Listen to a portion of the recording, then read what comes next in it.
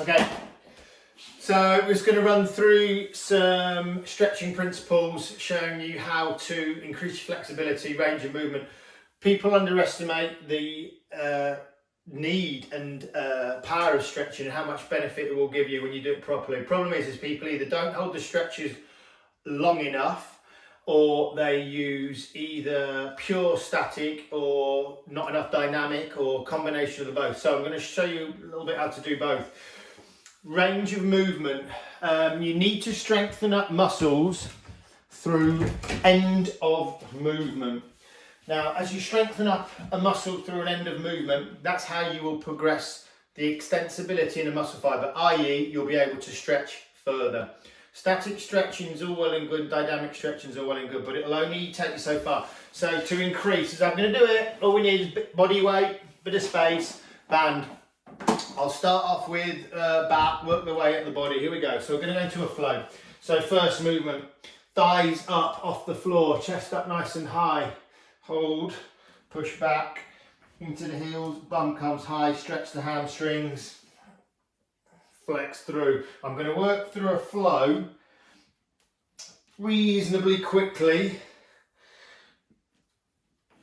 just for the sake of keeping the video a little bit shorter. If I want to start increasing the range of movement, walk the hands closer to my body, that forces my back to stretch more, then up into that hamstring stretch. From there, I'm going to work into my seated hamstring stretch. Important piece is foot into opposite knee. Lift up from the torso. This isn't about rounding the back off and going down towards your toe. This is about lifting the torso up, keeping the back flat. Find that end range of movement, hold. Deep breath in. Flex again. This is called the sliding filament theory. As the collagen starts to creep within the muscle, the range of movement increases. So every time you flex forward down to that hamstring, try and increase the range of movement ever so slightly. I'm going to flow into the opposite side. Don't be surprised if you find you've got one side tighter than the other. That's completely normal. We want to rectify that. Keep lifting up from that torso, keeping that back flat. Once you've worked through that hamstring, we then can transition into what's called a 90-90 stretch. Front foot 90 degrees, rear foot 90 degrees. Try and keep your shoulders square on, even though the tendency will want to be to rotate. Lift up from the torso again.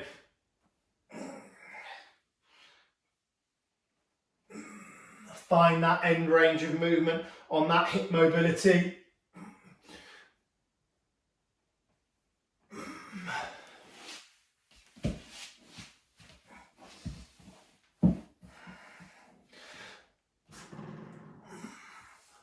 Again, don't be surprised if you have one side tighter than the other.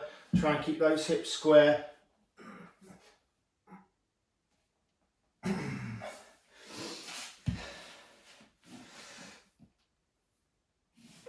Opening up the hip, the knee still slightly bent.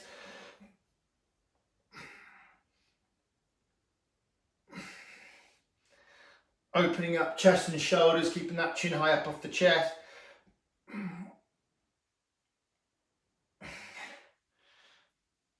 Flow through to adductors, bringing the heels into the body as best we can. Chin up, chest out again. Breathe out as you progress into the stretch.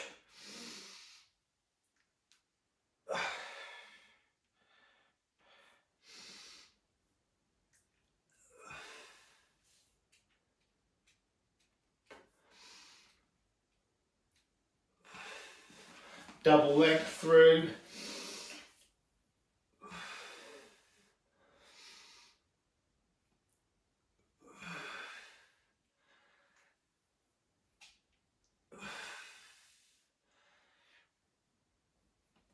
Keep lifting up from that torso so you're not rounding off the lower back. Progress out to the V, toes up, knees down flat, lift up from the torso again. Try to avoid that where I'm just rounding off my lower back. Lift up. If that's as far as you can go, fine, hold it. I'm not compromising the lower back position. Toes are still up, knees are still down. Lift up from torso again. Try and progress that range of movement slightly. Holding for about 5 seconds. Lift up and out. Try and progress that bit further. Name of the game with this is we start to get that creep within the muscle and the extensibility starts to increase. Goal is we want to try and get ideally that chest down onto the floor without compromising lower back and knees popping up off the floor. Let's see if we can do it.